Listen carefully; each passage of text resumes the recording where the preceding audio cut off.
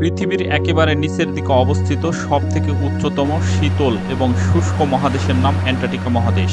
এই মহাদেশের আবহাওয়া এতটাই দুর্গম যে এখানে স্থায়ীভাবে কোনো মানুষের পক্ষে বসবাস করা সম্ভব নয়।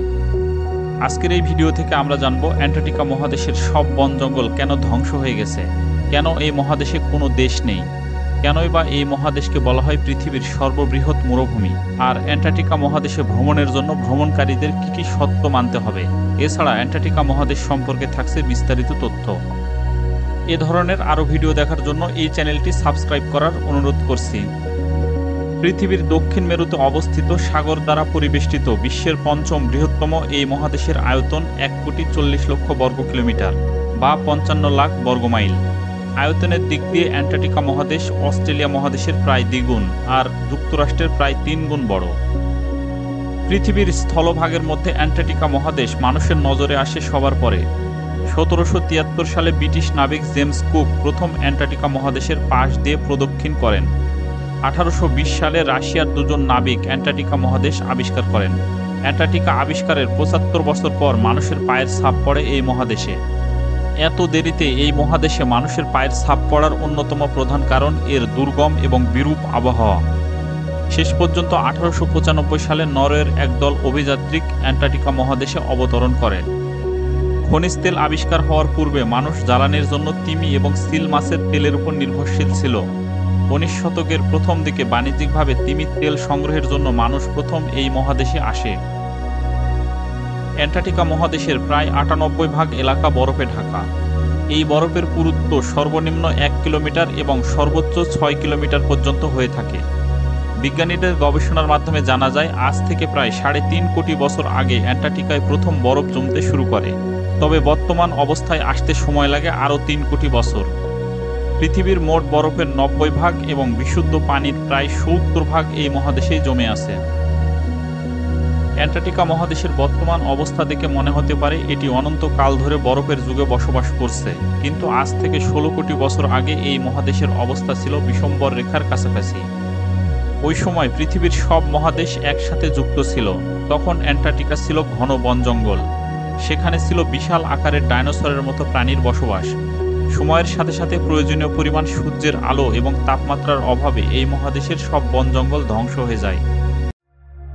অবাক হওয়ার মতো বিষয়, বিশাল এই মহাদেশে কোনো দেশ নেই, কারণ মারাত্মক প্রতিকূল আবহাওয়ার জন্য এখানে স্থায়ীভাবে কোনো মানুষের পক্ষে বসবাস করা সম্ভব নয়। তাই এখানে কোনো জনপদ বা রাষ্ট্র গড়ে ওঠেনি। তবে এই মহাদেশটি একটি আন্তর্জাতিক চুক্তি অনুযায়ী পরিচালিত হয়ে থাকে।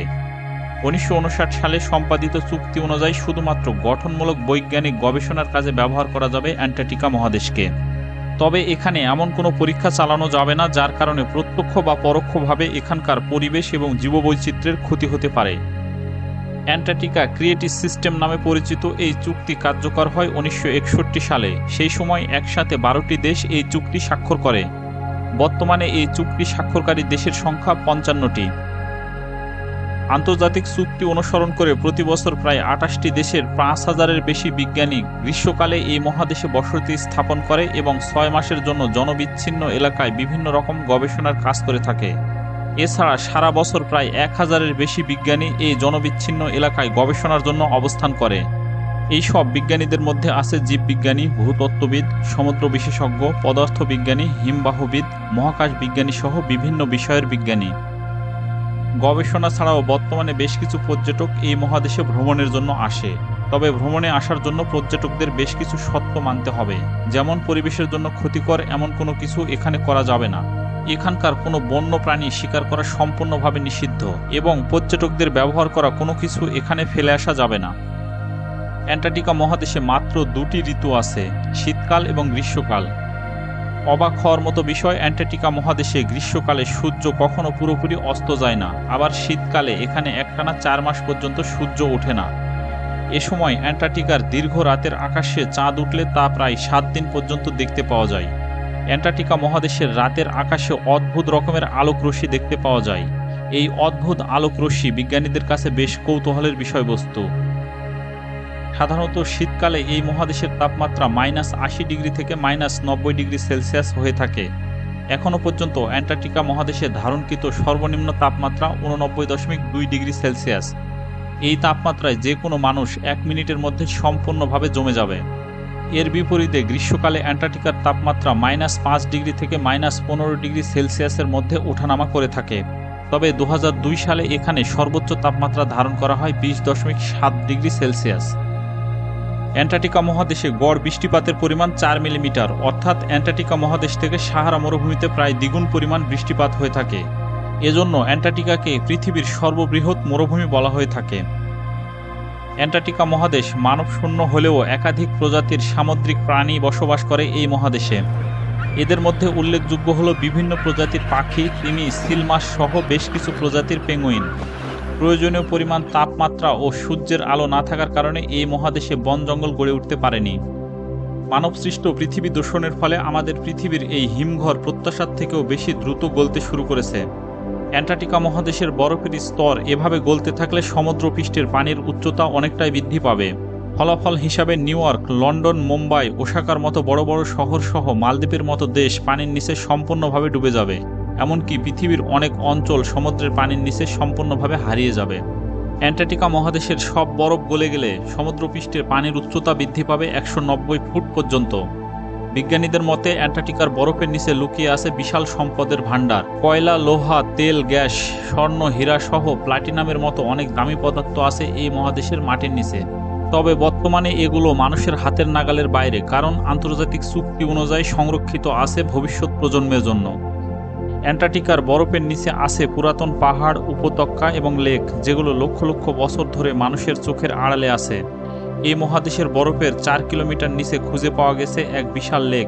এই লেকের দৈর্ঘ্য 150 কিলোমিটার এবং প্রস্থ 50 কিলোমিটার। প্রায় 1 কোটি বছরের বেশি সময় ধরে সম্পূর্ণ আলাদাভাবে অবস্থান করছে এই লেক। জানলে অবাক হতে হয়, অ্যান্টার্কটিকা মহাদেশের বরফের নিচে সম্প্রতি সময়ে খুঁজে পাওয়া গেছে আল্পস পর্বতমালার মতো পাহাড়ের সারি। এই মহাদেশের বরফের নিচে আছে অনেক নদী, যেগুলো পানি এখনও ধীরে ধীরে প্রবাহিত হচ্ছে। বিজ্ঞানীদের মতে এই নদীগুলো অ্যান্টার্কটিকার বিশাল বরফ গলাতে বিশেষ ভূমিকা পালন করে। অ্যান্টার্কটিকা মহাদেশে প্রচুর পরিমাণ উল্কাপিণ্ড পাওয়া যায়। অ্যান্টার্কটিকার ঠান্ডা আবহাওয়ার জন্য এই উল্কাপিণ্ডগুলো সংরক্ষিত অবস্থায় থাকে। সাদা বরফের উপর কালো এবং বাদামি রঙের উল্কাপিণ্ডগুলো খুব সহজেই খুঁজে পাওয়া যায়। 1970 সাল থেকে এখানে হাজার হাজার উল্কাপিণ্ড পাওয়া গেছে। বিজ্ঞানীরা গবেষণার মাধ্যমে জানতে পারে এসব উল্কাপিণ্ডর মধ্যে কিছু উল্কাপিণ্ড মঙ্গল গ্রহ এবং চাঁদ থেকে পৃথিবীতে এসেছে। মহাকাশ গবেষণার জন্য গুরুত্বপূর্ণ রসদ হিসেবে বিবেচনা করা হয় এই উল্কাপিণ্ডগুলোকে। অ্যান্টার্কটিকা শুধুমাত্র বরফের রাজ্য নয়, পৃথিবীর প্রাকৃতিক ভারসাম্য স্বাভাবিক রাখার জন্য অ্যান্টার্কটিকার গুরুত্ব অপরিসীম। কারণ এখানকার বরফ পুরো পৃথিবীর জলবায়ুকে ব্যাপকভাবে প্রভাবিত করে। তাই অ্যান্টার্কটিকা মহাদেশ পৃথিবীর এক অমূল্য সম্পদ। অ্যান্টার্কটিকা মহাদেশ সম্পর্কে আপনার মতামত জানাতে অবশ্যই কমেন্ট করুন। ভিডিওটি ভালো লাগলে লাইক করুন।